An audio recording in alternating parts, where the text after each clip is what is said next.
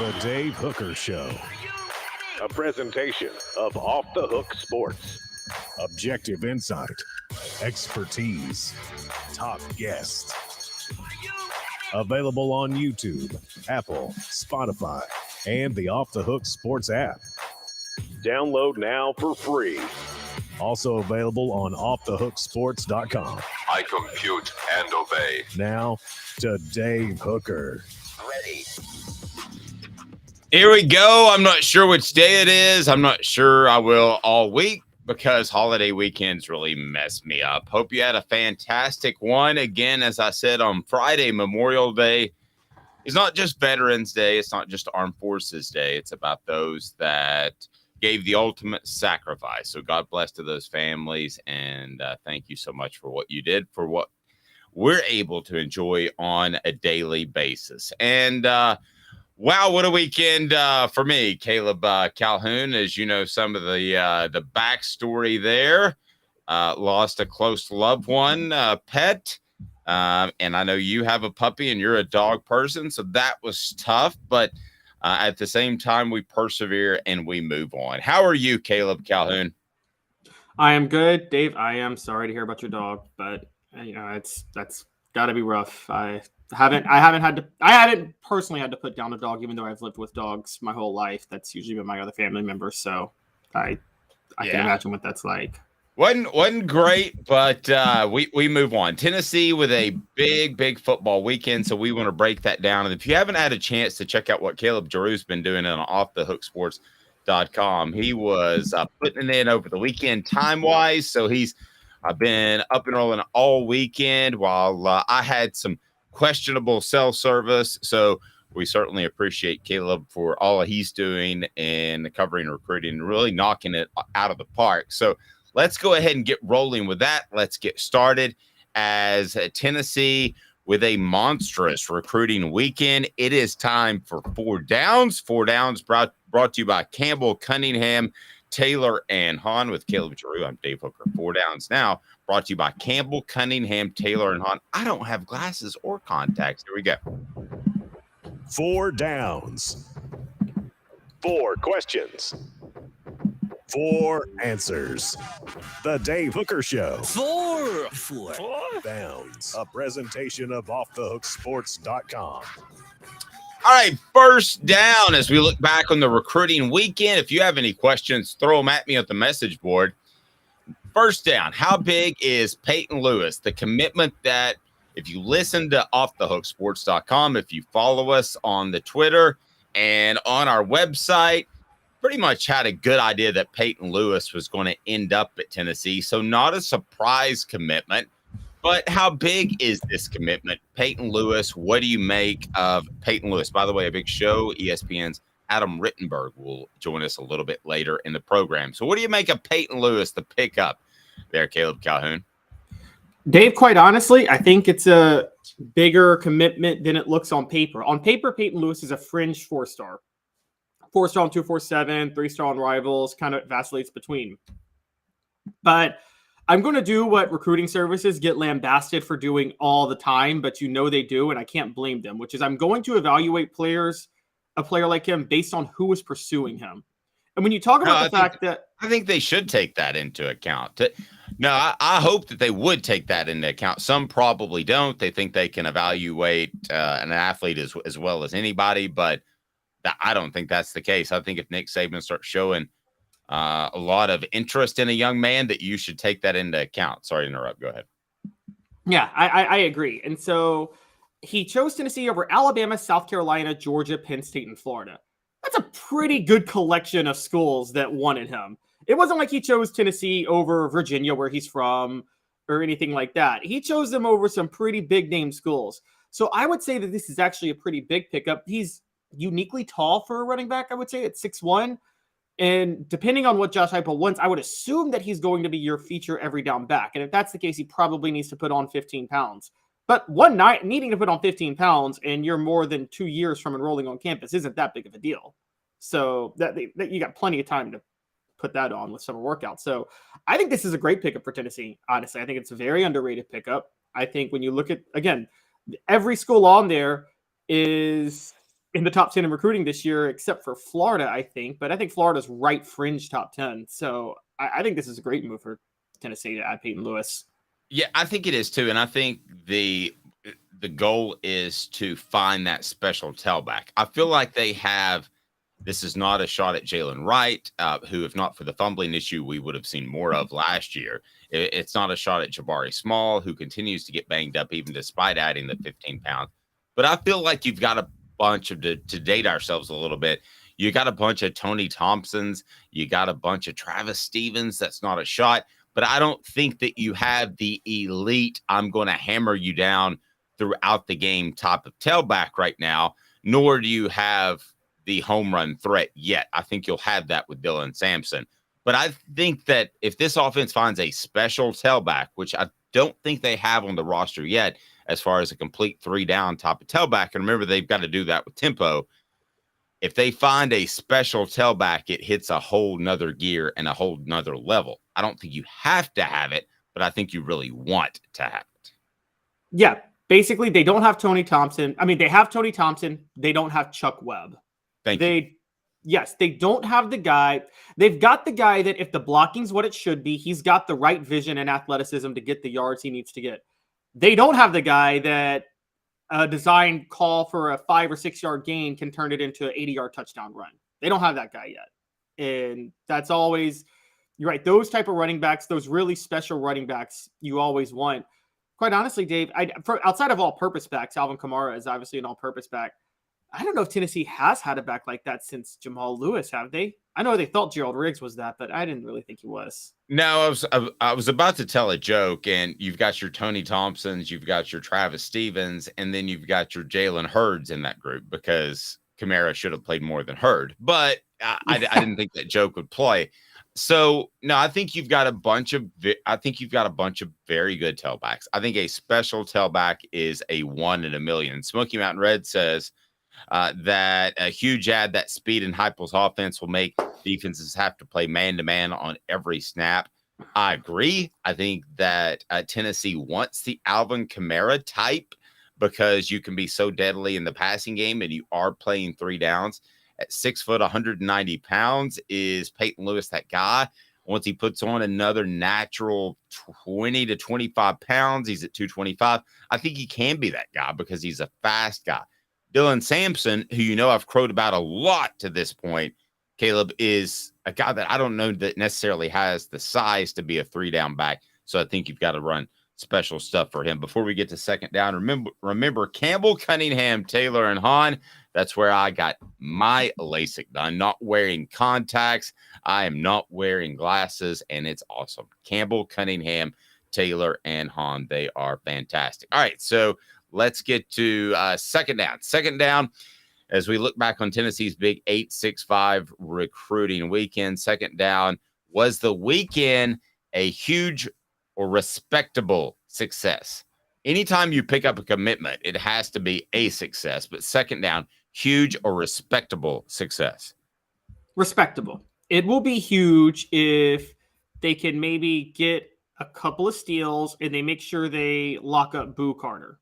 If they can lock up Boo Carter, that will make it a huge success because that's really the one that they really need to lock up more than anybody else. And if they get Sammy Brown, it's a success greater than huge. I don't know where you go above huge, but if they can get Sammy Brown and Boo Carter, those are the two to watch out for. Right, the 5-star linebacker Boo Carter out of the Chattanooga area. So that leads me to third down. I will say it's a respectable success, and if one of those guys drop, let's try to say this week because we want to attribute it back to this specific visit, and there's a chance Boo could drop this week or later this summer based off what I'm told. So will the Vols get another this week? That's third down.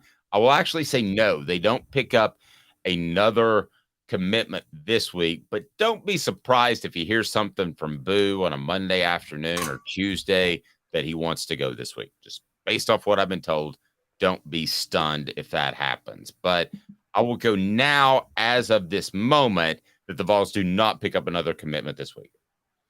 I agree. And the biggest reason I agree is because the surest lock on this list, Edwin Spillman, who also might, I think, be the most overrated on this list, but that's a different story. But the surest lock on this list wants to take all his official visits before he commits, and that's not going to happen until the summer. So I think Edwin Spillman's going to commit to Tennessee, but he's not committing this week. Smoky Mountain Red says respectable. I'm going to say that too. I think if Boo drops on a Monday afternoon or a Tuesday, then I think that would make it a very commendable and huge, monstrous success.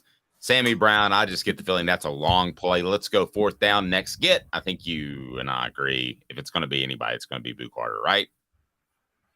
Yes. If it's going to be anybody, it's going to be Boo Carter. Unless Boo Carter decides to drag this out, at which point, like I said, Edwin Spillman will be it. But I think Spillman's committing the minute he takes his last visit. He's going to commit to Tennessee next week.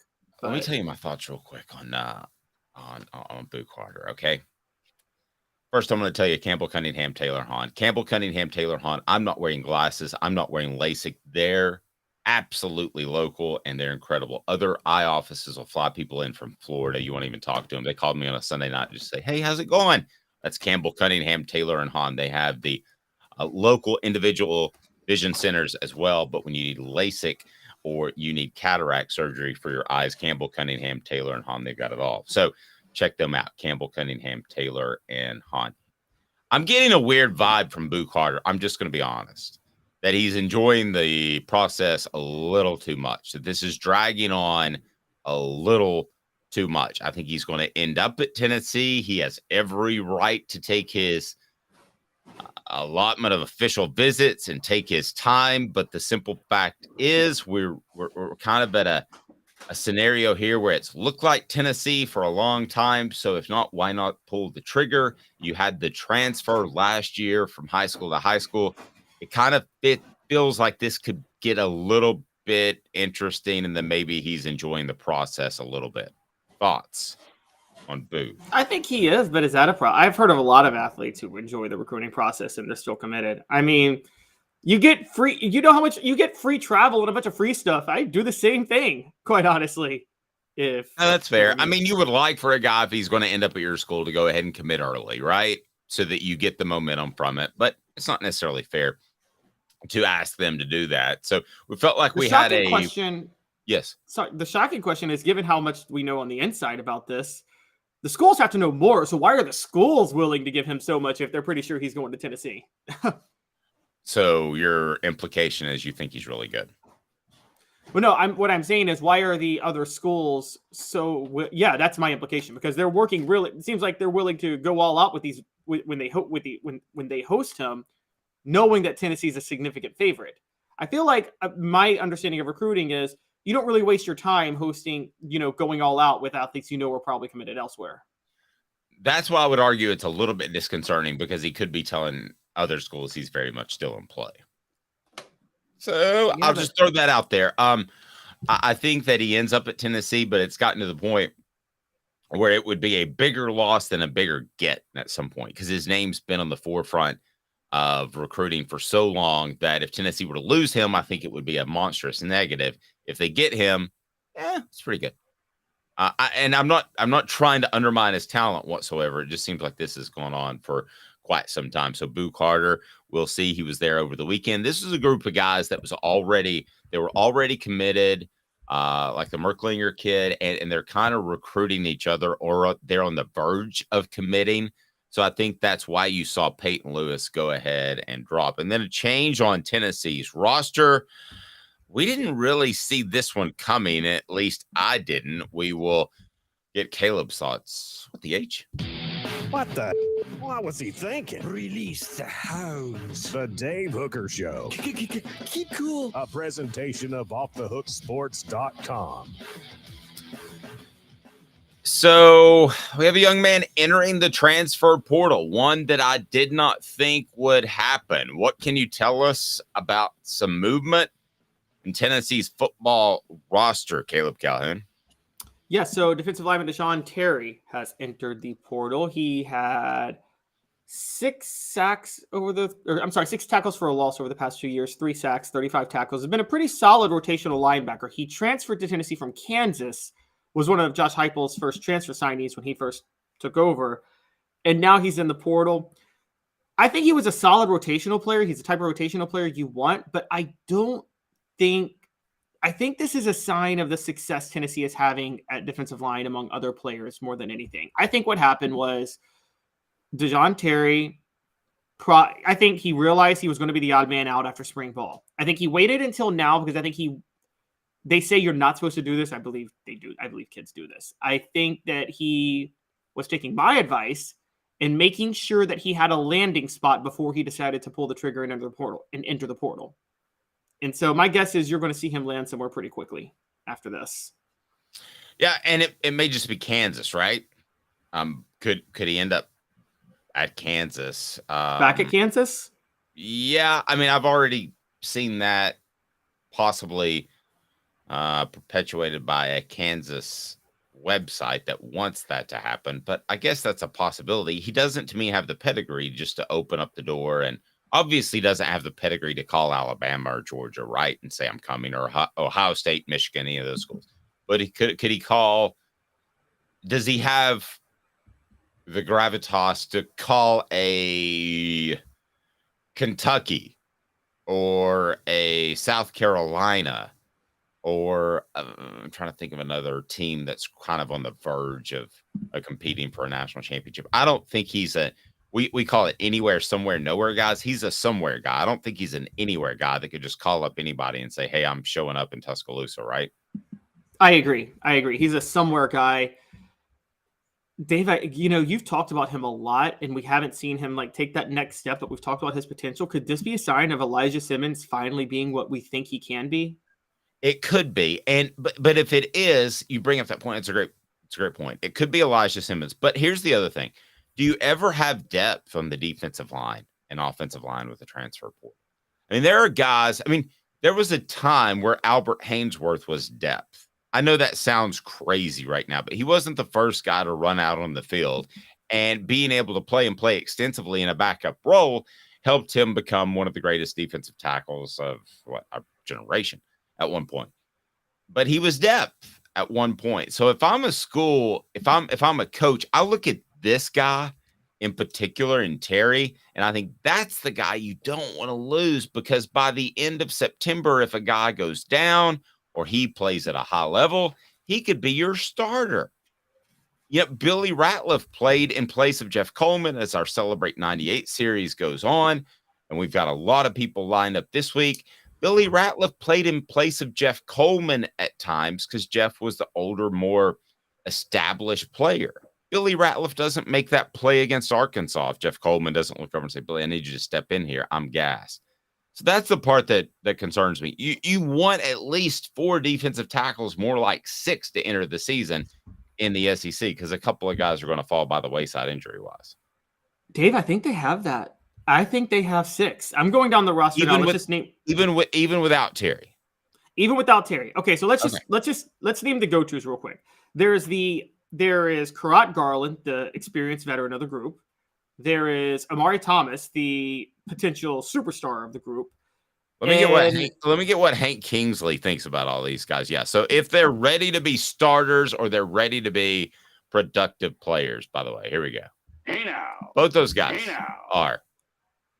All right, and then here's third, also ready to be a starter, Bryson Eason. Hey now. Agreed. So we're already halfway there. All right, let's just name the other guys that we're talking about that could be on here. Tyree West. That's a barely hey now. Hey now. But we're talking already at 4th on the roster. Now, the guy I'm high on, who I think pushed Jordan Phillips into the transfer portal back in December because of what he did when he arrived early, a true freshman, Nathan Robinson. That's crazy. I'm not ready to go there with Nathan Robinson yet. You're not ready to go there with Nathan Robinson. You may change my mind in 3 months, a year, or whenever, but I'm not going there yet. That you would look at him and say, it's Alabama this weekend, Simmons, West, these other guys are hurt. You got to start. I mean, they have to fit that mold. It's not just taking snaps. So what you're saying is we're still stuck at 4 then. Okay, I'll go 5. Arizona State transfer, Omar Norman Lott. Hey now. I'll give you that one. All right, they have 5. So they may have 6. Also, They may have 6. They have 5. All They right. may have. I'm not even done. Elijah Simmons. Oh, you didn't even mention Simmons. All right. Maybe a little optimistic, but we'll see. Adam Rittenberg joins us next. He knows more about the Big Ten than anybody I've ever seen in my life. That includes you, Herb Street. With Caleb Calhoun, I'm Dave Hooker. I love his work, and we'll talk to him here momentarily. Stay tuned. 2 minutes. He's Caleb Calhoun. I'm Dave Hooker, offthehooksports.com. And Craving Wings South North Shore location, where we've heard people say that you can get the best wings in East Tennessee. Pero ¿quién es este? El número 87, Jacob Warren. I'll just do 6 in my sauce 87, please. Imposible, señorita. Dale 6 más. Look at these wings. Perfectas, deliciosas, fantásticas. Man, I don't know what you're saying, but it sounds awesome. How do you say fresh, never frozen in Spanish? Frescas, nunca congeladas. Make your way to Craving Wings and get you 6 más. But what was funny about Kate is we were a full continuum of care at that time. We had detox, we had inpatient, we had outpatient. So we were doing a lot of the things that we do now. But now we just do them so much better. It's really a simple program, but we're complicated people. I am what I am, and now I got to do something about it. You can take your life back. Call Cadis today. Got cataracts? We can fix that. Never miss another moment.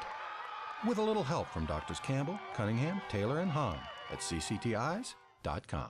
Do you want to own the more that owns every job? Then get to Vassey Lawn and Garden in Cleveland and get you a Toro. I'm David Vassey, here to talk to you about Toro. With a Toro Zero Turn, you'll get more out of every minute and you'll reach the finish line faster. At Vassey's, we like to say, no matter if you're mowing 3 acres a week or 11 lawns a day, homeowners and business owners alike find confidence in equipment they can trust from top to bottom. Vassey Lawn and Garden, Highway 60 North in Cleveland. Man alive, it's worth the drive. Our family has been creating jewelry since 1986, each piece unique with a story all its own. I'm Rick Terry with Rick Terry Jewelry Designs. I'm a jeweler, and I want to be your jeweler. We're grateful that you chose us to be Knoxville's best jeweler. My family and staff look forward to serving you. So please come see us. Kingston Pike and Campbell Station Road in the heart of Farragut and downtown on Gay Street, right next to the Tennessee Theater. A college football tradition like no other. Yes, sirree, boys and girls. Or a guy that just won't leave. Wow, that is sad. The Dave Hooker Show, YouTube, Apple, Spotify, and the free Off the Hook Sports app. A presentation of Off the Hook Sports. Back to Dave Hooker. Hope you had a fantastic holiday weekend. Again, we want to thank all of those that gave the ultimate sacrifice on Memorial Day. Remember, that's what it's all about. And just can't imagine what some families have been through over the years. So God bless to you, and thank you very much for your loved one's service and giving the ultimate sacrifice. I want to remind you that portions of the program are brought to you by Andy Mason, AndyMasonRealEstate.com. He's got your home in Knoxville, best prices, best service in the biz. It's Andy Mason of AndyMasonRealEstate.com. You will love Andy. He's my realtor, should be yours, can save you thousands or tens of thousands of dollars. Adam Rittenberg from ESPN joins us now. Adam, how are you, sir? Doing great, guys. Thanks for having me. Hey, I do appreciate the time. So you got Tennessee fans riled a little bit last week. I think you may have seen our tweet where we tagged you. That's what these lists are supposed to do, right? Definitely part of it. I mean, not everyone's going to be happy. Hopefully people can appreciate, that it's May, and I guess everybody needs something to get riled up about. And there's a little bit more nuance to this one in that it's not just a 1 year look. It's a 3 year projection. It's really personnel based. So recruiting rankings matter.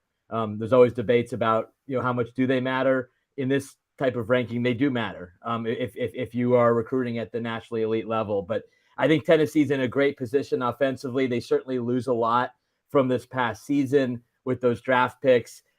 It's still early, and that's something that I'd also remind people in Josh Heupel's tenure. He's done a really nice job, but it's still early. It's only been a couple of years.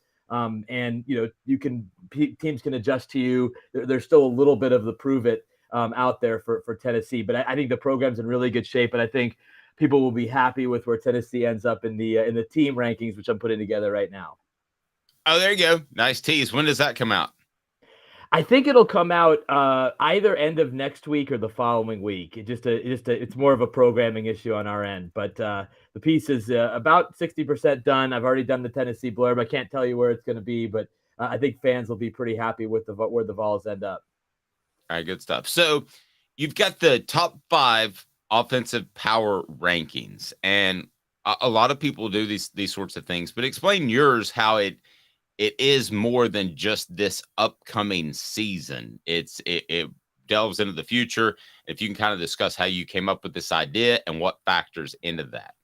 Yeah, we've done this for a few years across sports at ESPN.com, especially in the ESPN Plus space. And it's a 3-year projection. So it's having a lot of starters returning is great, but if all of them are seniors, you're looking at a major reset in this case for 2024.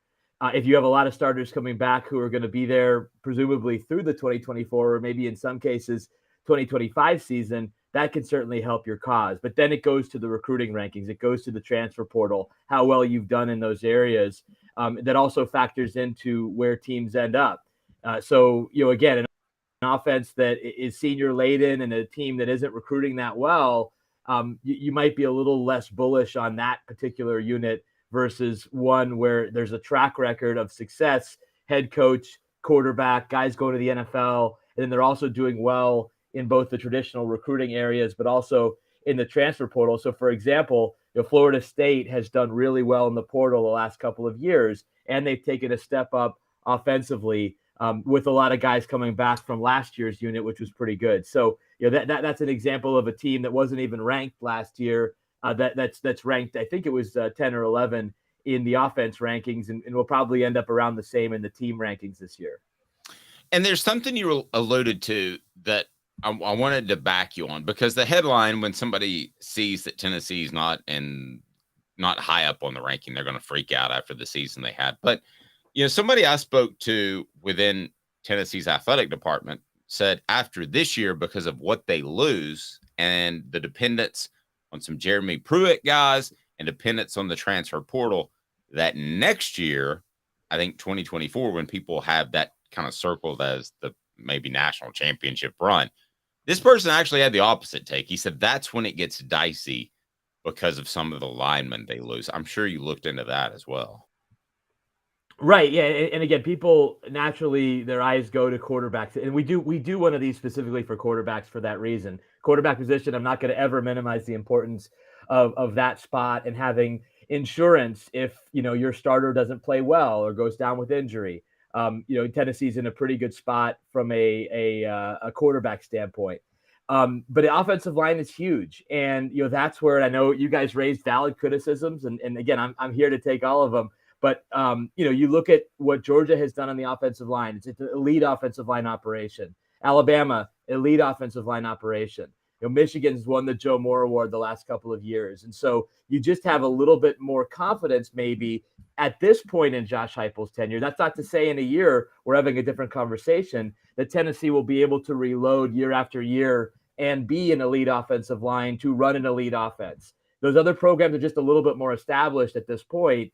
And that's a critical spot because it's overlooked too often. There's just certain programs that have great reputations for offensive line play.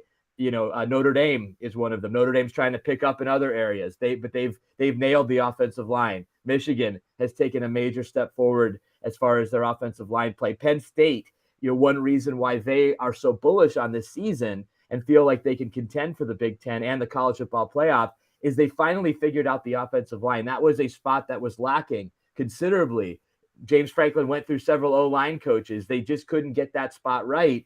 If health holds, they should be one of the better offensive lines in the Big Ten this year. Florida State, the team I just mentioned, I did a story on this a few years ago. They may have been the most underperforming position group in the country, O-line, for a while. That's why they went through all those coaches, and they were just a disaster. They have now, thanks to Alex Atkins, Mike Norvell, gotten to a place where they feel pretty good about their O-line spot, this year's group, future groups, recruiting portal. They're able to bring in some good players on the O-line. So that's a critical spot. It's a good question. So, Adam, to the issue with Tennessee, I totally understand your point about the offensive line, and I'm going to name a couple of schools. You just named one who I think we feel safer saying they're going to have a better offensive line in the next couple of years in Tennessee, or they're more likely to. They're at least more sure. However, with the quarterback issue, how do you reconcile Tennessee having beyond Joe Milton, Nico Iamaleava, versus Alabama, who right now looks really, really desperate at quarterback? They don't look like they have their guy. And also versus Michigan, who, yes, I know they got Jaden Davis, but Jim Harbaugh doesn't really have the best track record of getting the most out of five-star quarterbacks. So comparing that, how do you reconcile putting those two ahead of Tennessee with that issue? Yeah, I think the Alabama one for sure is a valid concern, because in the immediate, there's certainly a bit of red flags going on in Tuscaloosa. That's why you bring in Tyler Buckner, who's far from a savior. He's a guy that has a lot of talent, but still has to avoid those multi-interception performances and got to stay healthy. And I don't think he was going to beat out Sam Hartman this spring at Notre Dame. Their recruiting is still pretty good behind him, even if the two quarterbacks who competed this spring don't pan out. They have other guys who might be a Nico. You just don't know. We don't know if Nico is going to be Nico yet. That's a little bit of the unknown. Certainly Tennessee in the immediate has a better quarterback situation than Alabama. Michigan's an interesting case, because you're right that over the course of Jim's tenure there at Michigan, they haven't been great at quarterback.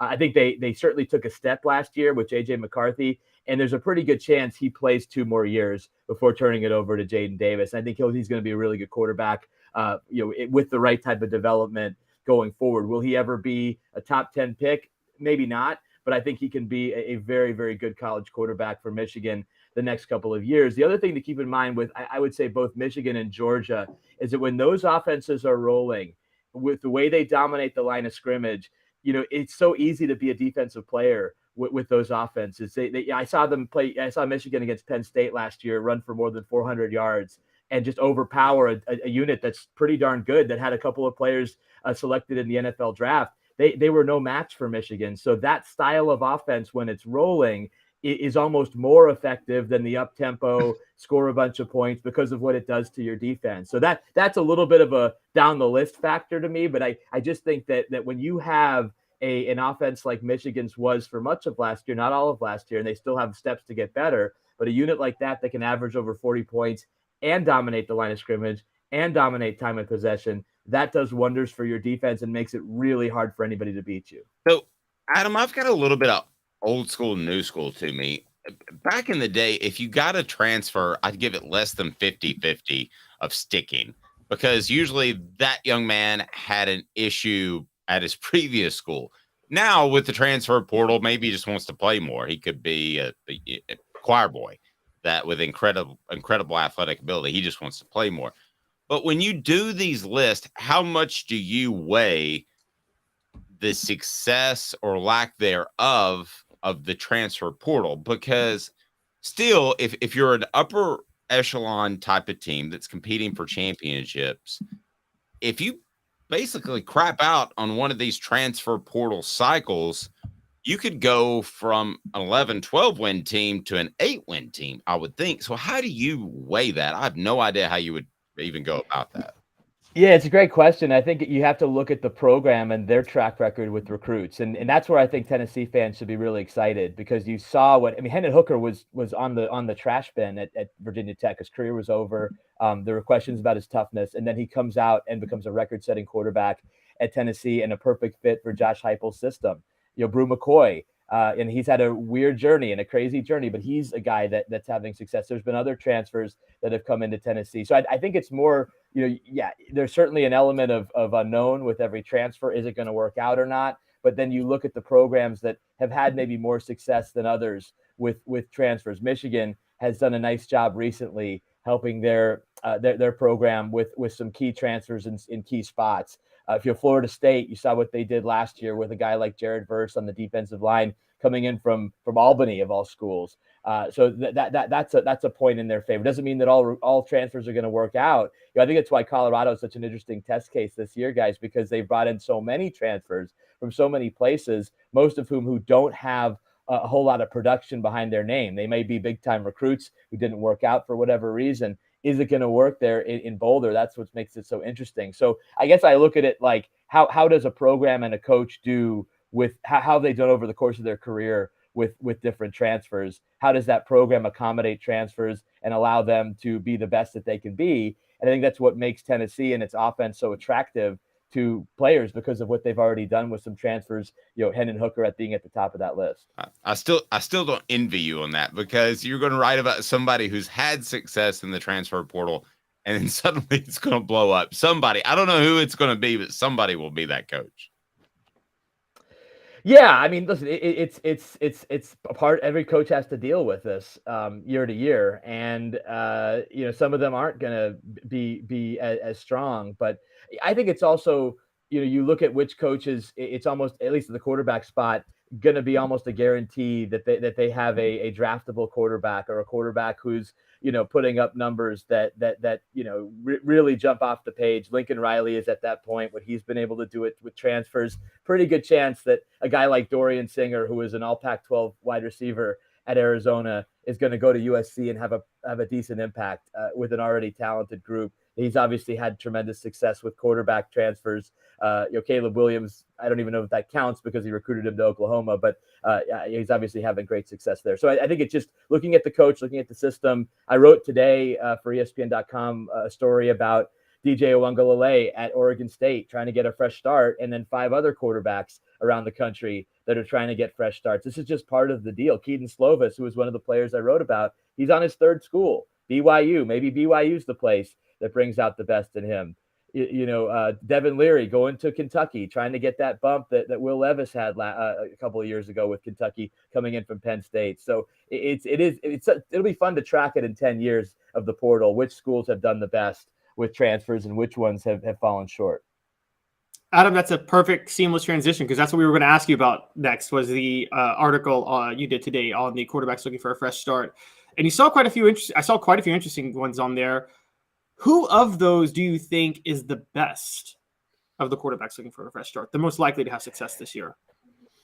Yeah, it's a great question. My instinct is to say Sam Hartman, because he's of those 6 players that I profiled, he's not necessarily one who's coming off of an injury like Devin Leary is, or needed a scheme change like DJ Uiagalelei, or even Brennan Armstrong, who was a record-setting player at Virginia.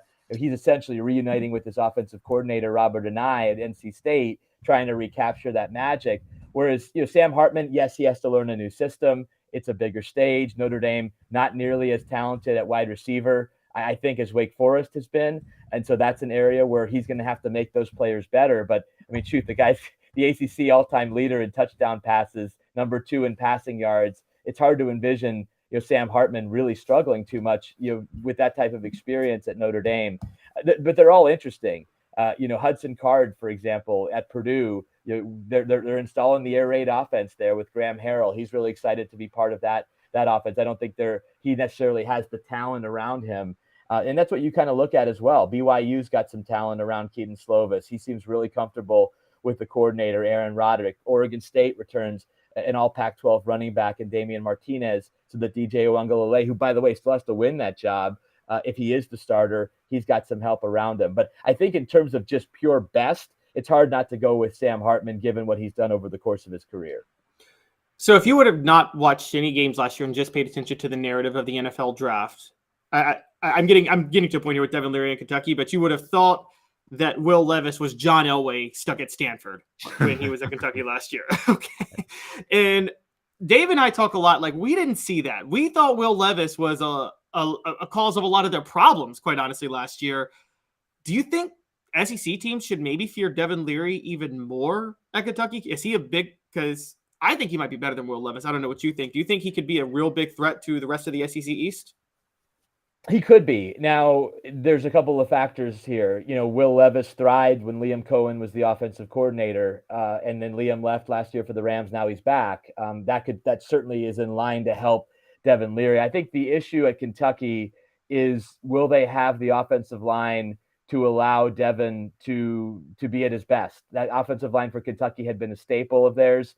I know their coach passed away a few years ago. It was a horrible situation. They did not seem the same to me. That doesn't absolve Will Levis and some of the mistakes that he made last year, because I agree with you. There were times where he was the reason that Kentucky was underachieving. I was there preseason, guys, and there was so much optimism around Will Levis. I remember talking with Mike Stoops coming off the practice field one day, and he was, he's obviously been around for a long time.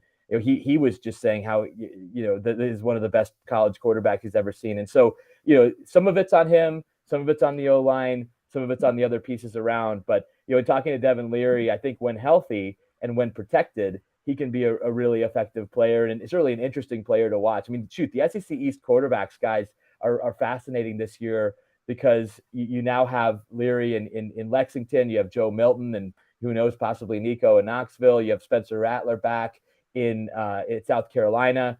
Georgia's got a competition.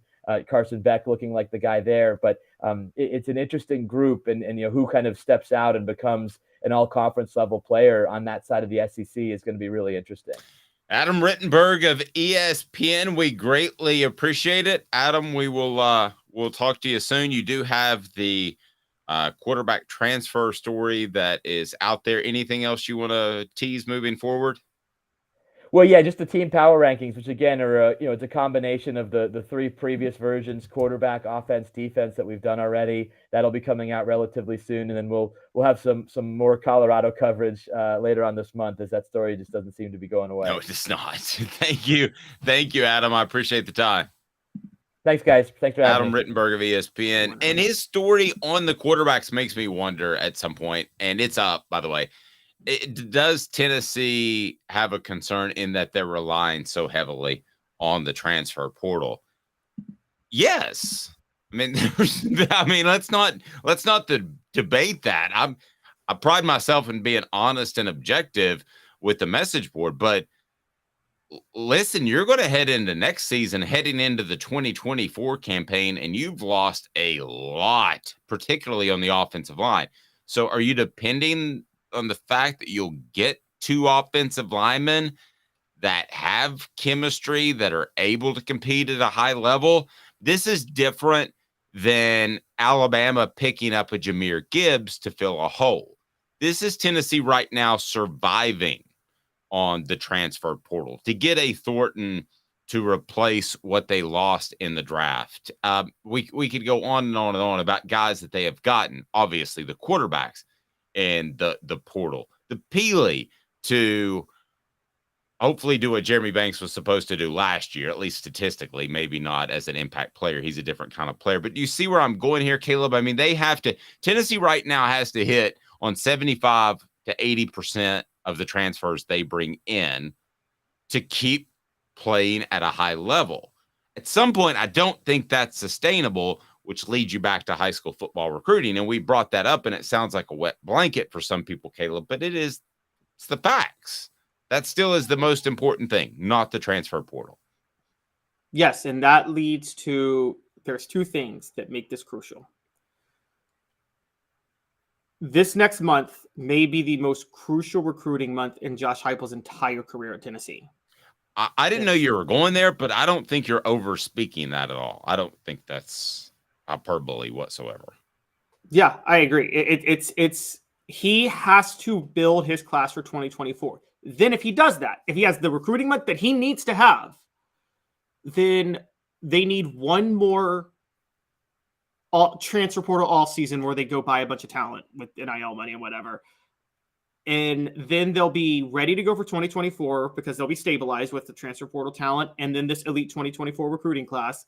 And then 2025 comes and they can recruit again pretty well. And the 2024 class will be ready to step in and start playing. I think usually elite, like particularly on average, a 5-star is almost always ready to go by his sophomore year, right? A true 5-star. Well, he should be, or he's probably at that point, you wonder if he's a bust. So, yeah, or a high 4-star like Justin Williams-Thomas last year, the running back, you began to wonder if he wasn't seeing the field, and there was talk that he could be redshirted, which there was early talk on that from what I was told. That was not a good sign. Sometimes you can get a really good sign beforehand. For instance, I mean, I would be able to tell you already if Nico were stumbling. He's not. He's not stumbling. So, but if you want to look back at the 2023 class that was signed by Tennessee, it is 10th if you want to use the composite ranking, but Nico obviously is the headliner of that class. So is a guy like Ethan Davis, who is a little bit more of, I do believe, a project. So is a guy like, I think Arian Carter is going to be really good, but David Hobbs, is he going to be ready for year one? Same thing with wide receiver Nathan Laycock. I don't think he's going to be ready for year one. I don't think he needs to be. Cam Selden, the athlete at running back, is a 4-star guy. But I'm going down the list of the 4-star guys, and I've got to go pretty far down to find a Larry Johnson III, an offensive tackle out of Hutchinson Community College. So that's not even high school recruiting. Bison Lang, who I've heard good things about recently, and I think will be a player, a little bit more of a project. 3-star guy, 6'5", 335 pounds, needs to trim down a little bit. And then you get to the transfers pretty quickly. You also have Aiden Bussell out of Mount Juliet, but he's a 3-star guy. I mean, Tennessee needs to have 3 or 4 4-star guys that are committed on the offensive line each and every year. Caleb Calhoun. And you figure 2 of those will bust because the old rule in recruiting is 50-50. So you figure 2 of those will bust. So you walk away with 1.5, 2 good prospects each and every year, Caleb. That's where you've got to be, not depending on the transfer portal each and every January and May. Yes, exactly. You need 3 to 4. And for those who question my second-year rule, we always talk about the Georgia trio here at Tennessee in 97. They all emerged in 1998. That was their breakout year, was 98, after they kind of flew under the radar. But you're right. You got to get 3 to 4 4-star offensive linemen. And you're right. You know, no more than 2 of them being bust. I mean, I go back to you don't want to go back here, but Dave, you don't want the 2002 class with Brandon Jeffries, Rob Smith. I'm pulling it up now. Heath Benedict, all highly touted linemen. None of them, I don't think, ever saw the field, did they? No, Heath Benedict ended up being a player. He at another smaller school, and I want to say he passed away shortly before he was drafted. Really? I'm sorry. I should have. Yeah, no, that's fine. But he and Philip Fulmer didn't see eye to eye. Rob Smith ended up playing a good. Well, I mean, we could take any year, but if you want to take the years under Philip Fulmer, for instance, I guarantee you there was a player or 2 that contributed to the offensive line at a high level, and it was at the very least a 2-year starter in each and every one of Philip Fulmer's classes. I don't think that's a huge, monstrous statement, is it? And that's not going out on a limb. But there were offensive line heavy classes in which your percentages were so bad it caused issues. Like, okay, the class I'm bringing up now, the 2002 class. Heath Benedict, Michael Munoz class. Where's the Michael? No, that was a 2000 class. Okay. But this one had 4. It had Heath Benedict, Rob Smith, Brandon Jeffries. None played for Tennessee, and then Cody Douglas, who I do think played for Tennessee, but I don't think he ever lived up to his 4-star billing, honestly. And you can't miss. Put it this way: you can't miss on all 4 linemen when they're all 4 and 5 stars in one class. No. That'll set you back. No, and I don't want to get into the recruiting rankings every single day, but they're going to get boosts and they're going to get stars by certain publications. So I'm going to tell you if a guy's really a 5-star or really a 4-star, or if he's actually a 4 or 3. And I'll tell you that as we go along. It looks like the one decision that'll come out of SEC spring meetings this week is how many actual permanent opponents will SEC teams have, and how many SEC teams will they play each and every year. Coming up, what's best for Tennessee, what's best for other SEC schools, what's best for the conference. 2 minutes. He is Caleb Calhoun. I'm Dave Hooker, offthehooksports.com.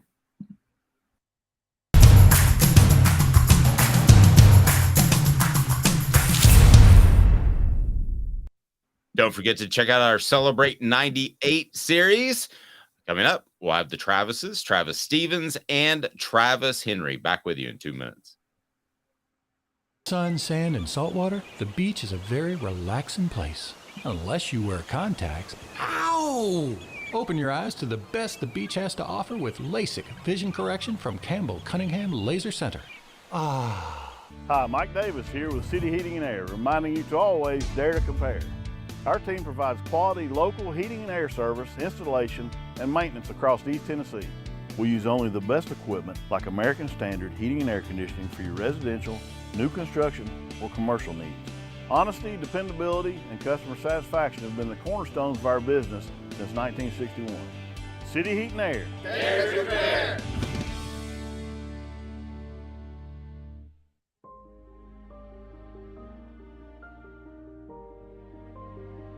Our family has been creating one-of-a-kind pieces of jewelry in West Knoxville since 1986. Each piece is a combination of unique processes that bring your idea to life. Every day in our shop, a truly special item with a story all its own is being manufactured in our facility, bringing the history and family sentiment into a whole new generation of life. We're grateful that you chose us to be Knoxville's best jeweler, a title that we value and respect. Because to me, being a jeweler and owning a jewelry store are not the same thing. I'm Rick Terry, I'm a jeweler, and we want to be your jeweler. Kingston Pike and Campbell Station Road in the heart of Farragut, and downtown on Gay Street right next to the Tennessee Theater. When you want a hard cider that's easy to enjoy, one that's crafted to perfection, you need Tennessee Cider Company. Some say it's the signature cider of the South. Others say it's the cure to your craving. They all say you'll savor every sip. With a selection of ciders free to sample, all it takes is one taste. Visit tncidercompany.com for more information, as well as to shop our ciders and merchandise online. Thirsty yet? Doors open at 10 a.m. Who's this guy? Hello, who is it? The Dave Hooker Show, Who? a presentation of Off the Hook Sports. What? YouTube, Apple, Spotify, and the free Off the Hook Sports app. Back to Dave Hooker.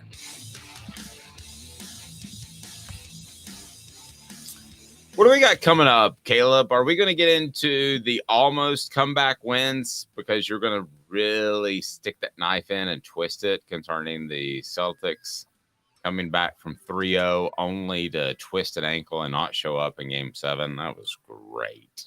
Yeah, do you wish they had just gotten swept at this point? Kind of. I mean, it is funny you bring that sorta. Because, I mean, the plan was I wasn't supposed to. We took a long weekend for my anniversary. The plan was we were going to get up early and on Tuesday morning and drive home. And then when I heard of Game 7, well, I wanted to watch 7 with my son on Memorial Day, right? Hoofed it out of there, and at one possession, Jason Tatum turns his ankle, and I knew that it wasn't happening. There's a debate on Michael Munoz. And I don't know why that's suddenly cropped up as a great offensive lineman for Tennessee. I thought he was very good. I thought without the Munoz name, he was just good. I didn't think that he was great, but there seems to be a lot of people that think he's great. And yes, Rocky Top Tom, Travis Henry is coming on. All of them are coming on. And I will tell Travis that he's the man. He's the man on the Celebrate 98 series. But was Michael Munoz a great offensive lineman? No, No, I remember watching Michael Munoz, and you could ask my brother, who was a little bit older than me, was hardcore Tennessee fan, and just like I was, and he was frustrated that Aaron Sears wasn't playing over Michael Munoz earlier in their careers. And now the only thing I'll say is there is the intangible factor and the leadership factor, and Michael Munoz was a great leader of that offensive line. I mean, after he graduated after 2004, you and I both know how out of shape the offensive line got in 2005. And I think that's because they didn't have a leader like Michael Munoz on that team, on that unit right there. But so leadership, he belongs somewhere on the line as a starter. But yeah, look, I'm sure you saw the raw potential in Aaron Sears the minute he stepped on campus, didn't you? Yes. No, I mean, Aaron Sears was a dog. I mean, he was one of the best offensive linemen that's ever played under Philip Fulmer, and that's saying a lot. So, I mean, he was very, very good. Michael Munoz was a good player who had degenerative knee issues early on. By the way, Mr. Jones asking if T. Martin is coming on. Yes, he is. So we've got a lot to get to on that, and we may have an announcement of another publication coming out shortly if I can ever get my ducks in a row. Thank you, Caleb, for helping out on that. By the way, what are you sporting? Like a Miami Vice type jacket? Is that what's going on? No, it is kind of a Miami Vice jacket with a old Hollister shirt. I have now canceled Hollister because the Abercrombie & Fitch CEO was just really, really mean and you know. Wow. Look at your man. Okay. But I got this before I found out he fat shames teenagers. Oh, well, I didn't know that. I'm not even completely sure what that is. Fat shames. Okay. How does he do that through his clothes? That's a whole nother discussion. What do people need to do? Jacob Warren. What's up, everybody? This is Jacob Warren asking you to like, subscribe, and share. Dave needs this. He does. All right. It is time for today's tough question. And I want you, the message board, to be incredibly interactive. If you're not, then I'm going to get very frustrated because this is what it's all about. Today's tough question brought to you by our friends at Craft Treats, crafttreats.com. Get the promo code 20% off with Off the Hook. Use the promo code Off the Hook. Get 20% off. Boom. Here we go. Today's tough question. Take a side. Take a stand. The Dave Hooker Show, a presentation of offthehooksports.com. D, I saw your post on the YouTube page, and I was about to respond to it during the show, but I have like a rule of not responding to it during the show. So, but I will respond to it. We've got 3 up right now of the Celebrate 98 series. We've got Jeff Coleman. Pardon me. We have Billy Ratliff as well. So we're off and rolling. Who's our third, Caleb? I can't remember. Like the worst. Eric Westmoreland. Yes, Eric Westmoreland. So this week I don't have my list, but we got the Travises, we got Steve Johnson, we'll have them all eventually. There are 3 out there right now, D. So you're correct. All right, so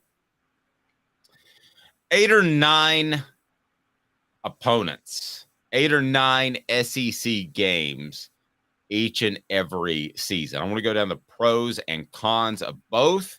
What do you think of the concept of 8 or 9? Because it will have a big difference on the amount of permanent opponents. Will have a big difference on the landscape of what SEC teams are able to do. So what do you think, 8 or 9? I mean, I think it's owed to the fans for there to be 9. That allows a little more competitive balance. So it's not completely, if you do this one division, 16 teams in a pod system, it allows for at least a little more competitive balance where there's not a giant distance in the type of schedules 2 different teams will play. And it's just better games in general. You look, for the sake of fans don't deserve Texas, San Antonio, UConn, and Austin P all together. Amen. Amen. And you're going my direction. Keep preaching. Yeah. So I think it's 9. I will say this. I understand why the schools want to do 8. And this leads to something I have to bring up again, and I've harped on this. This leads, and I see his philosophy now, to me, to Greg Sankey's philosophy on negotiating. So one of the underrated holdups, guys, with the 8 or 9 games is 8 games with more easy non-conference games increases the likelihood that more SEC teams get into bowl games, so they get more payout from those bowl games, and they increase the likelihood of their appearing in college football playoff games, New Year's 6 games. The reason they're doing that is because Greg Sankey did not negotiate a good deal with ESPN. He should have demanded twice as much as what they offered him. He negotiated that deal before Texas and Oklahoma joined.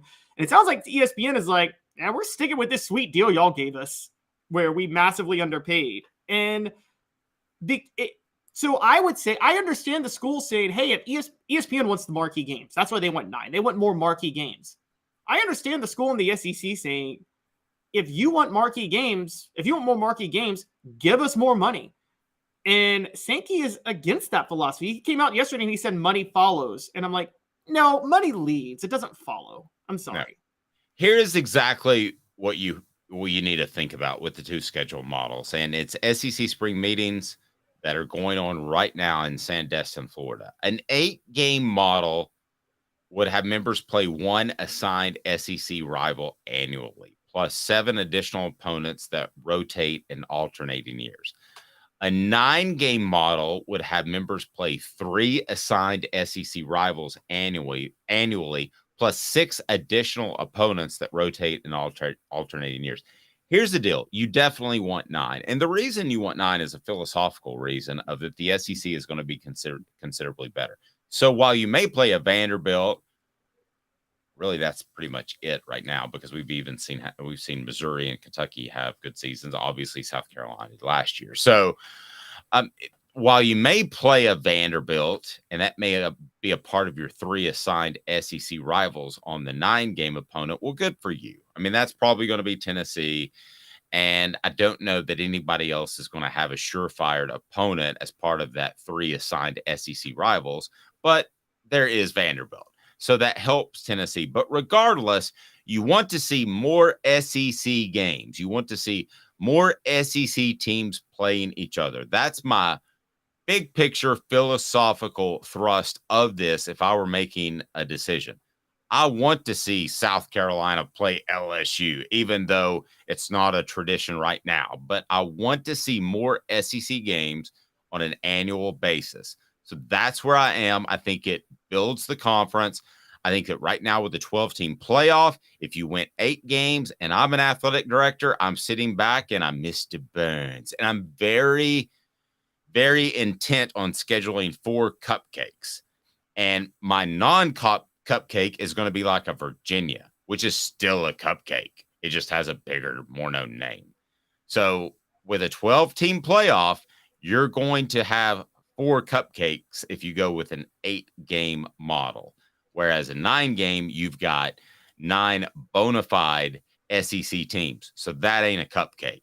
Now you can do what you want to with the other 3. Philosophically, that's where I am. You agree or disagree, Caleb? Philosophically, I'm with you. Philosophically, I'd keep the divisions. I'd want 2 8-team divisions, move Alabama and Auburn into the East, Missouri into the West, and you play the divisions every year, because I think philosophically, it's more important to have annual rivals. That drives the conference. I mean, Tennessee playing Auburn, Tennessee losing their annual rivalry with Auburn was, a gut punch to a lot of older fans when this division changed in 1992.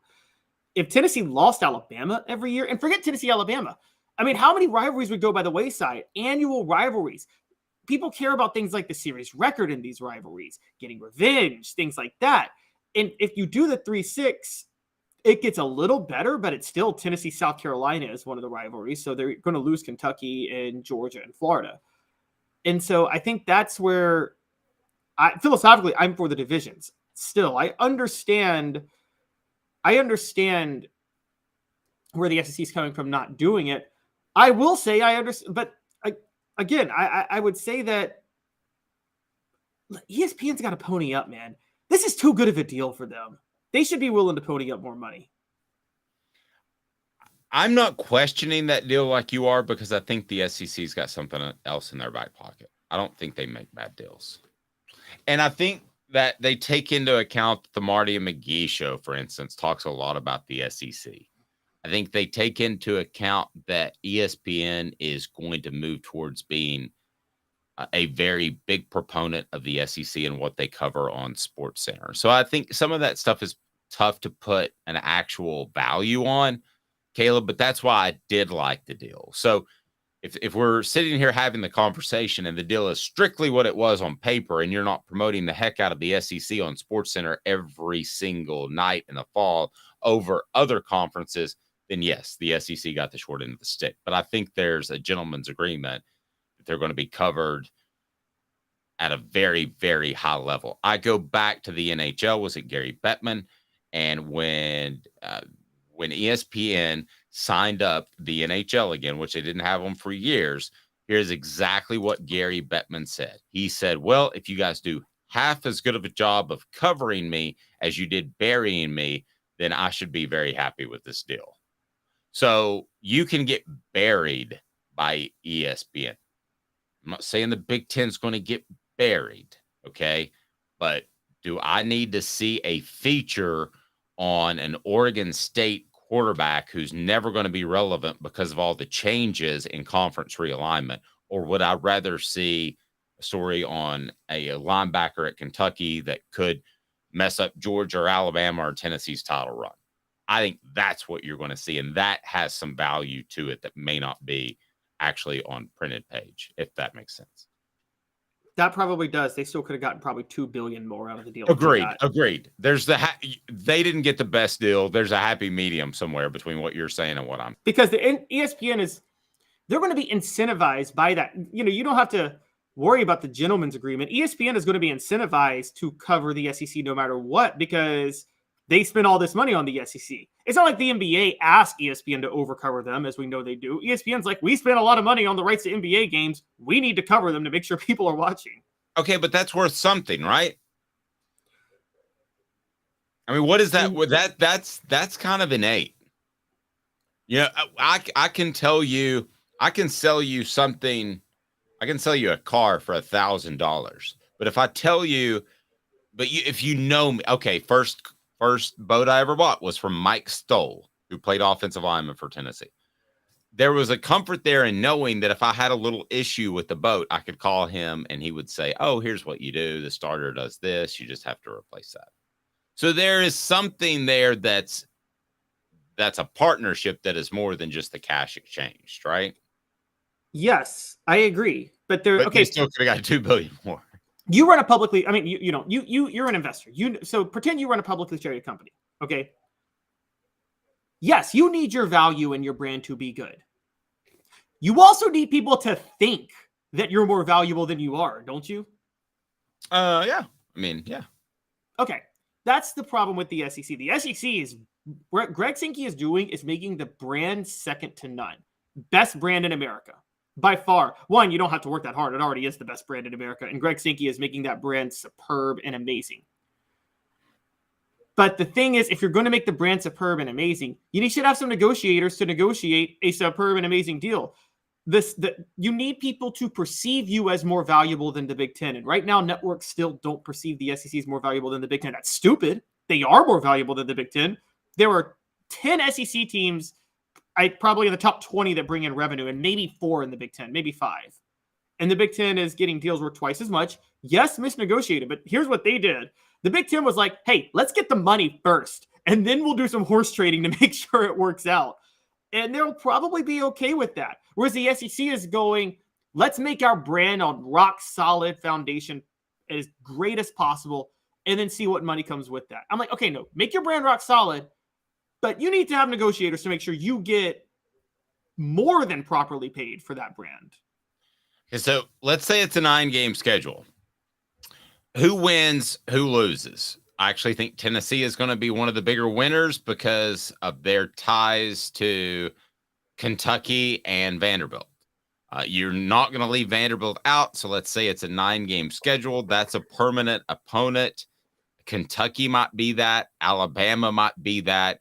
You would think that either way, it's not going to be Vanderbilt, Alabama, and Georgia, right?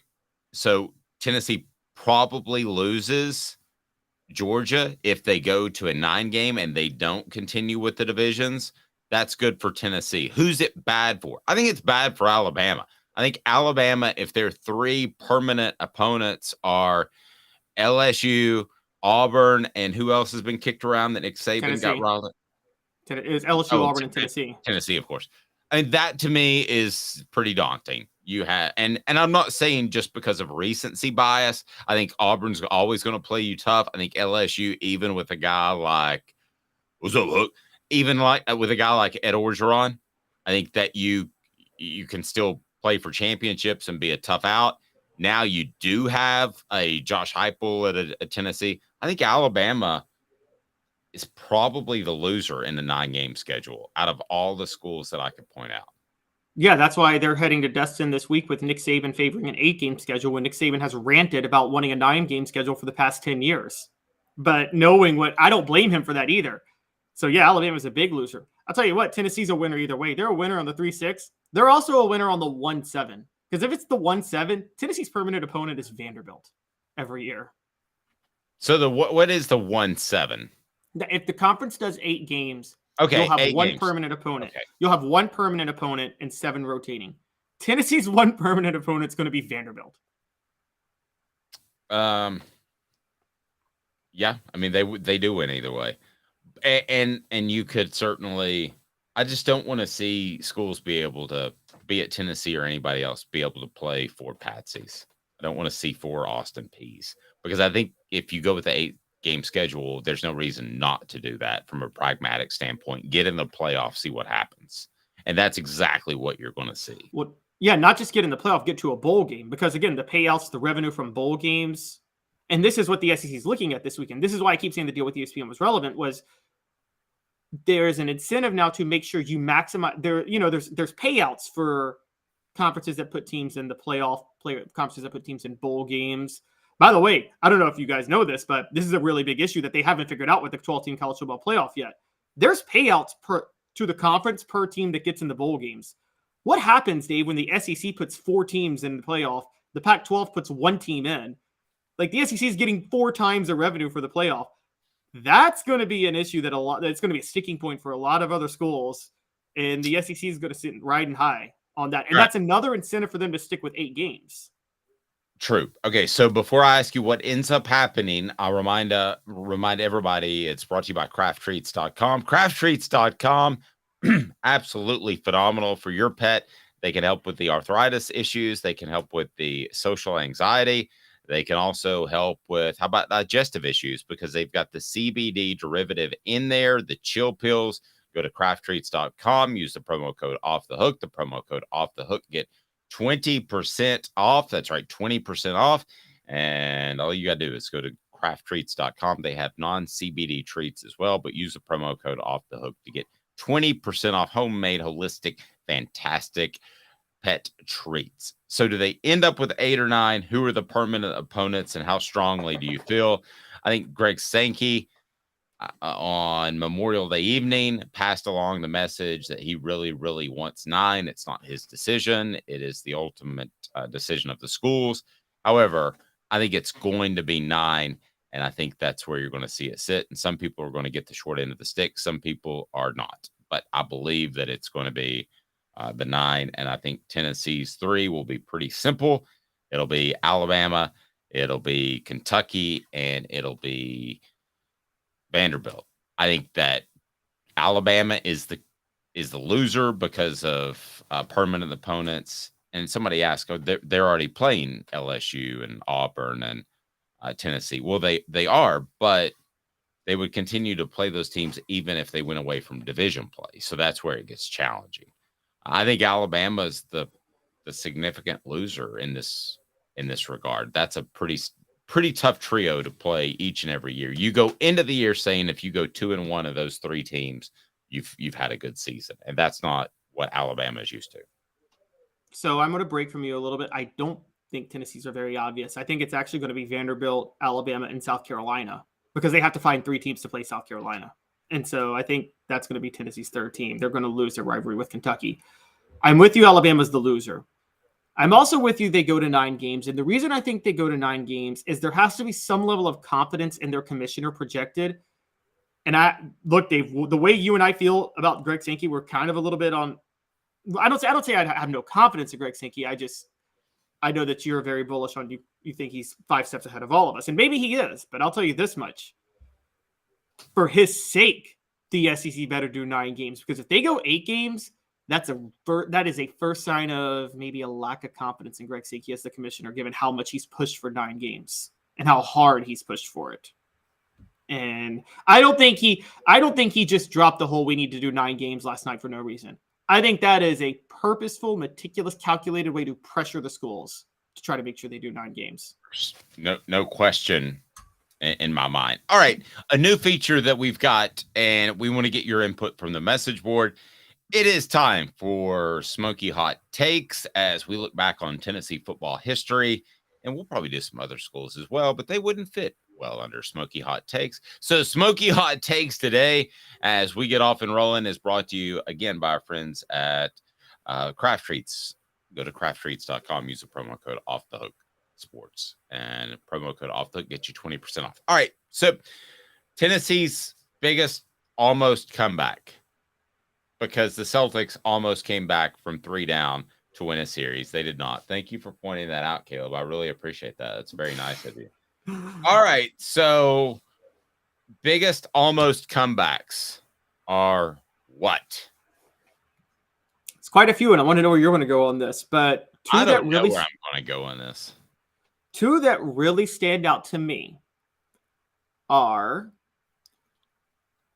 2016 Texas A&M. Tennessee, if you guys remember, started off 5-0, had the Dobbs nail boot Hail Mary game. They had come back from 4 double-digit deficits, 2 3-score deficits against Appalachian State, Virginia Tech, Georgia, and Florida to get to 5-0. They're behind by 2 touchdowns to Texas A&M. They score, cut it to 1, and then Texas A&M has a first down. They can run out the clock, but their running back keeps running, and he fumbles the ball out of the back of the end zone for a touchback. Tennessee goes down to score, tie it up, and loses in overtime. Should have gone for 2 at the end of regulation, but Butch Jones was never smart enough to think that far ahead. So that's an almost comeback. The other one is 2003 Auburn, where Tennessee couldn't stop the run and couldn't run the ball and fell behind 28-7, and Casey Clausen honestly almost single-handedly led them back to win that game, but threw an interception late. Okay, I'm going to go way back. All right? All right. This is not a huge, monstrous comeback, but I'm pretty sure they were down. How about James Banks in that Georgia game? Yes. He played quarterback, and that was the game that cost them Chris Leak. You and I talked about it recently. They weren't down by a tremendous amount, but I just thought that they were not even in the same class as Georgia, given a quarterback issue because Casey Clausen was hurt. And James Banks, to me, kept them in that. They had the ball down about 4 points, I believe, on in Georgia territory, and they ended up stalling there. So to me, they felt like they were down, and maybe you can pull up the box score as far as how far they were. I remember that specifically. You're right. They were down 18-0 in the 4th. Okay, so they're down 18-0, and they almost pulled that game out. It would have been one of the most painful Georgia losses in the last 25 years during my career, basically. It would have been one of the most unexpected wins in Tennessee football history when you have to go with James Banks running the ball around like a crazy person and really not completing much except for design throws and flat passes. And they just didn't throw down the field a lot. It was an extended running game when they did throw the ball. So to me, that would be the one that they almost pulled off. But it's weird. It was their costliest almost comeback, because they almost came back because Banks played so well and CJ Leak went out there first that it cost them Chris Leak and probably threw off their recruiting for the next 3 or 4 years because that was the plan. Yeah, it was a domino. A huge domino effect, Caleb. Led to the 05 disaster and at quarterback. No, you're right. That's a good one. That's a really good one. 2000, yeah. So the one I brought up. Here's the other funny part about that. Would they have been better off just to play, as far as the program, just to play CJ Leak, lose by 20 points, and get Chris Leak as your next quarterback? Oh, I think so. I mean, particularly when you lost out, unless you were trying to make James Banks happy for his future, and you lost out on James Banks anyway because he wouldn't put the work in. So, I think you knew you were going to lose out on James Banks eventually. I think that was the one chance for him to have a major impact on Tennessee's football program. Yeah. Yes, that's probably true. Oh, it's funny. 03 Auburn, the one I brought up was the year after. Another one. So a couple that stick out to me, Dave, before my time, but you may remember this. It's not a big comeback in terms of numbers, but 1990 Notre Dame, the year before the miracle at South Bend, where I was at that game. Remember Carl Pickens recovers the onside kick. They're driving, and Andy Kelly just throws a late interception. Yeah, Andy should have put some more touch under that ball. And he completed one where he threw a low profile on that very same route, threw a low profile pass early in the first half, and he thought he could repeat it. And if I remember correctly, the Notre Dame safety read that correctly. I was at that game strictly as a fan. My stepdad took me, and I don't think I'll ever be at a football game, a college football game, where there was more talent on the field. Now, that led to the miracle at South Bend the next year. But if you go back and look at the talent that was on that field, I still remember just a nice little toss sweep to this guy named Rahib Ismail. And he went by the Rocket for a reason. And I remember being in an end zone with like the all 22 cam that coaches look at. And I remember seeing him catch the pitch, Caleb, and me thinking within 2 strides, I don't think they're going to get him to the corner. And they didn't. And he was, boom, fastest man I think I've ever seen on a football field, other than Jamal Lewis running a 40-yard time at his pro day. And he was gone. But if you go back and look, there were probably on that field that day 25 guys that made an all-pro team. Oh, that's funny you say that, because I will never forget somebody I watched an old documentary about the 90s and the Vols in the 90s, and someone narrated that game, and they're like, there were so many scouts at that game that it was probably one of the best games ever for scalpers, because it was probably one of the hardest tickets to come by relative to that time in college football history ever, because so many NFL scouts paid money to get into that game. And so, yeah, I mean, that would have been an incredible comeback. They did it the next year, and that was very impressive. What was that? I said more legendary, 31-7, blocked field goal. Yeah, they do come back. So I'm reading Gene Wojciechowski, and this appeared in the LA Times. So if you look at some of the players, senior step forward and beating Tennessee, Smith's interception near goal line. So the interception was from Rod Smith. I don't remember anything about Rod Smith, but I will throw you a couple of names out there. Chris Zorich, a senior and a captain. He played against Tennessee. This was such a big deal. He was actually injured before. You had Stonebreaker, who was a guy that played a lot. Zorich obviously did. Michael Stonebreaker was the linebacker. So you have Rocket. And Tennessee had Carl Pickens. Tennessee had Alvin Harper. Tennessee had, there was the amount of talent on that field was absolutely insane, Caleb. Yeah, no, a freshman. Didn't you have Jerome Bettis? Yeah, a freshman bus was on that team. A freshman the bus. Ricky Waters was on that team. Did you name Ricky Waters? Ricky Waters. I didn't name him. Keep going. Yeah, but you're right. And then on Tennessee side, you're right. Alvin Harper, Carl Pickens, Anton Davis, Chuck Smith. Dale Carter. Carter. Yeah, this was a who's who of talent. This is the only thing that would have competed with this was had Tennessee actually gotten over the hump and beaten LSU in 01 and played Miami for the national title that year. That's the only game that would have competed with this one for like raw NFL talent on the field in one game. Yep, I can go with that. All right, so Mr. Jones says Battle for Bristol was a comeback win versus Virginia Tech. One, we're not looking at comeback wins, and that wasn't a comeback. Tennessee was down 14-0 in the first quarter, and then they blew them out the rest of the game. That's not really a comeback. No, it's not. But I see where he's going there.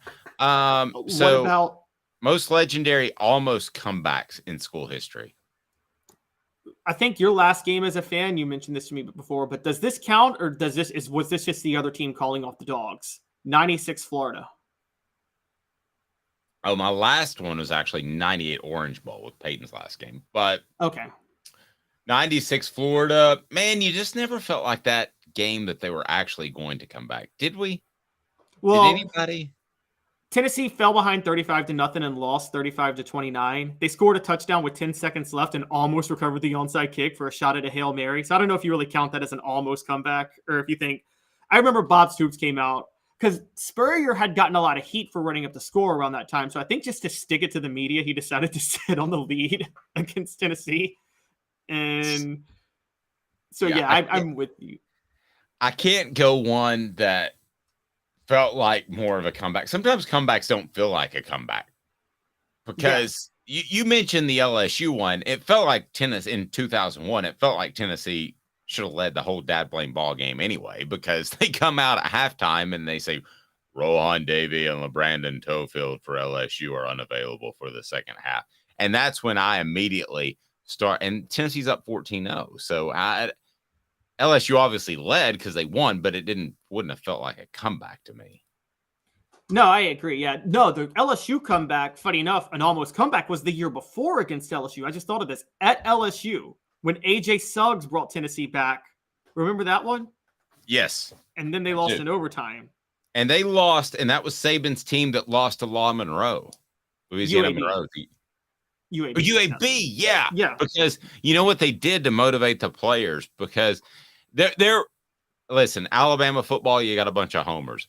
Kentucky basketball, you got a bunch of homers in your media. Okay, those are the two. But then there are some that are kind of homers a little bit. And the Baton Rouge Daily Advocate running the picture of UAB the week before, waving their flag on LSU's campus when they upset the Tigers the day of the Tennessee game. Sorry, that was Homer media. Every LSU football player saw that on Saturday morning, that they're still running the old UAB pictures. They were ultra motivated. I saw that in my hotel room. I was like, uh-oh. So media was trying to motivate LSU, is what you're saying. Yes. Yes. Well, I mean, that was this game that that it was a paper troll. A paper troll. We didn't have that back then. That was a paper troll. That was Nick Saban's emergence at LSU. A lot of people questioned the Nick Saban hire, particularly after that UAB loss. The win over Tennessee changed everything. And then the win over Tennessee the next year really changed everything. But, and then I saw on the message boards, another one you were at, Dave, an almost comeback, and would have been the most unlikely one. Mount Cody, 2009, Alabama.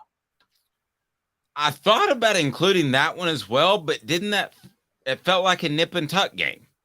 Well, remember, Alabama had the ball up 12-3 with 2 minutes left. And we thought they were going to run out the clock. And then Mark Ingram had his only fumble of the whole year.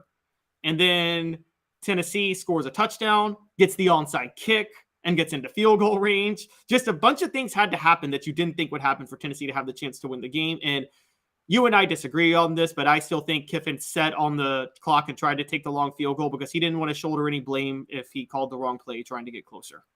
Well, we don't disagree on the first part.